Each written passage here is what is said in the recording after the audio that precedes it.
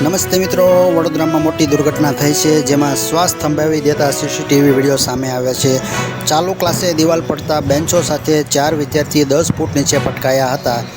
એકને માથામાં ટાંકા આવ્યા હતા। હાલ સમગ્ર માહિતીની વાત કરીએ તો વડોદરાના વાઘોડિયા રોડ ગુરુકુળ 4 રસ્તા પાસે આવેલી શ્રી નારાયણ વિદ્યાલયમાં અચાનક એક ક્લાસરૂમની દિવાલ ધરાશાયી થઈ હતી।